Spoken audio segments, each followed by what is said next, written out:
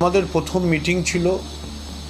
সেই মিটিংয়ে আমরা সর্বসম্মতভাবে আমাদের ফুটবলের সিনিয়র টিমের ফুটবলের ক্যাপ্টেন এবং ভাইস ক্যাপ্টেন নাম বিবেচিত হলো এবং রিজার্ভ টিমের ক্যাপ্টেন এবং ভাইস ক্যাপ্টেন নামও বিবেচিত হলো। এরা হলেন Clinton Silva and vice captain Mahesh. Reserve টিমের আদিত্য পাত্র এবং ভাইস ক্যাপ্টেন তন্ময় দাস।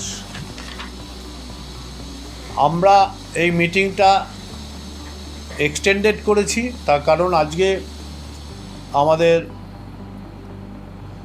সহসভাপতি কল্যাণ মজুমদার চোখের অপারেশনে অসুস্থতার কারণে আসতে পারেননি। নেক্সট উইকে সম্ভবত আমরা ফার্দার এই মিটিং অনুষ্ঠিত হবে এবং আমরা ফুটবল টিম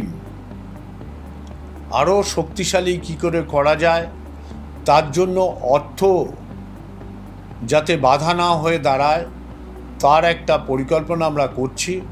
কিন্তু ভারতবর্ষ জুড়ে প্লেয়ারদের সংখ্যা এত কম যাতে আমাদের সেই স্বপ্ন পূরণ করা সম্ভব হচ্ছে না।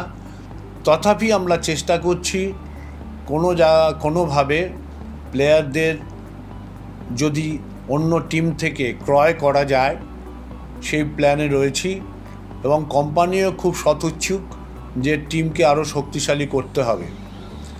আগামী দিনে আমাদের অনেক কিছু পরিকল্পনা আছে, ধীরে ধীরে আমরা জানাবো, যেখান থেকে ক্লাব আরও শক্তি অর্জন করতে পারে। ইউথদের প্রতি আরও ডেভেলপ করতে হবে। ক্রিকেট, হকি, অ্যাথলেটিক্স, টেনিস এগুলোকেও অনেক বেশি শক্তিশালী করতে হবে। এই আমাদের মিটিংয়ের সিদ্ধান্ত।